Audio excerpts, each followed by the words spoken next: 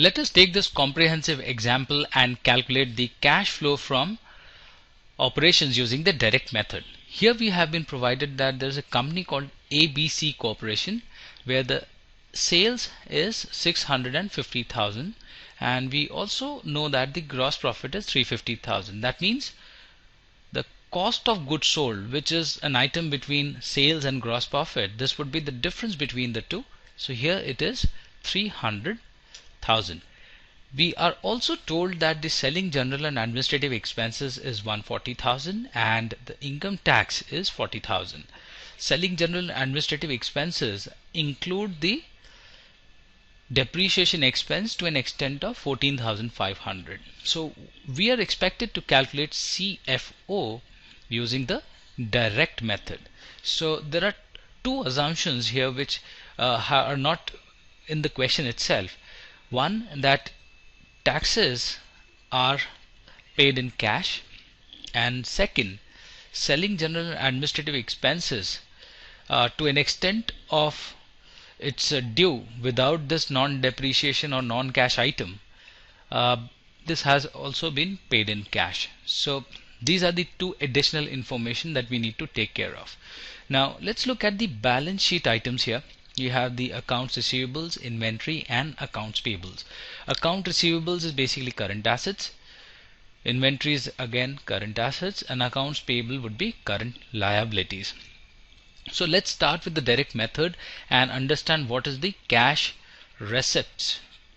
Cash receipts is nothing but sales item from the income statement, and since sales is an accrual process of accounting, we also take care of the changes in the accounts receivables from the balance sheet.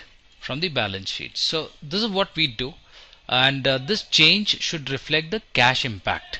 So let's look at the cash receipt here. Sales is nothing but $650,000 plus what is the change in accounts receivables here?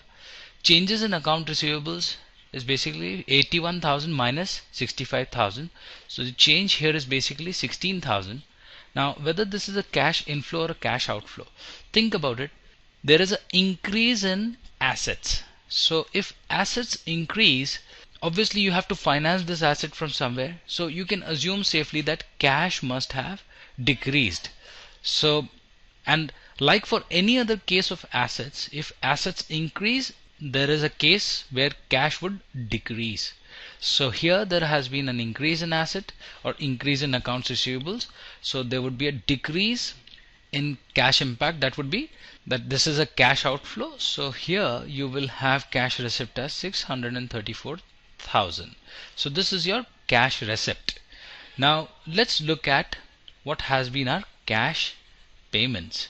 Now cash payments, you can assume that this is related to your cost of goods sold. Here what is our cost of goods sold?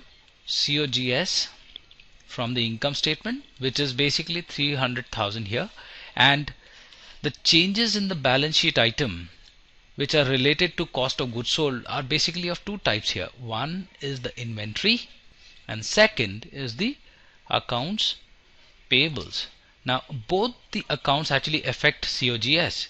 You purchase the raw material that are stored as inventory, and once you have purchased the raw material as inventory, then if there is any outstanding in terms of cash, it will be recorded as accounts payable. So both the items are or actually affect the balance sheet. So cash COGS would be 300,000 plus your changes in the balance sheet. Now inventory, think about inventory here. Inventory has actually decreased. This is a decrease of 13,000. Now a decrease in asset would be treated as a cash inflow. It's just the opposite of what we saw in the receivables. And pile up of asset would mean there has been a cash outflow. If the current assets have gone down, that means you may have liquidated your assets so that cash has come into the system. So here COGS is an expense which is an outflow. However, from the inventory changing positions, the impact is a cash inflow here. So this is plus 13,000. Now let us look at accounts payables, which is classified as current liabilities. This is 38,000 here and 45,000 at the end of the year. So the change is basically 7,000. And since your current liabilities have increased, your cash position will go up.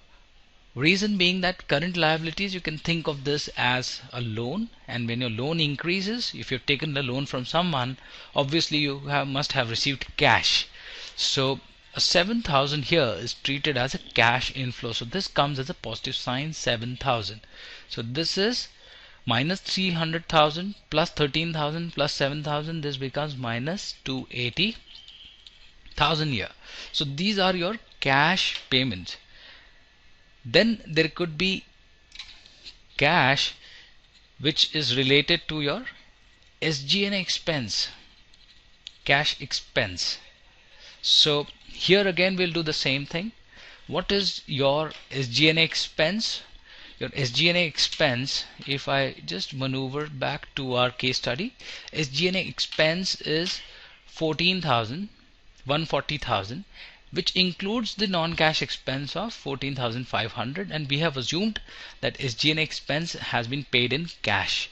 So let me summarize this here. This is 140,000, and this includes your non-cash expense of 14,500. So I must deduct 14,500 from 140,000 so as to come to a position which is cash expense for SG&A. So this is 125,500. So this was cash expense. Last, we have paid taxes in cash. And how much is that amount? That amount is 40,000. So there's no addition or deletion here because this has been paid in taxes and no formation of any balance sheet liabilities. So what is your cash flow from operations using direct method? Cash receipts 634,000, cash outflow because of COGS, cash outflow because of SG&A, and cash outflow because of taxes. So let us do that. 634,000 minus 280,000 minus 125,500 and minus 40,000. So this comes out to be 188,500. So this is your cash flow from operations using the direct method of accounting.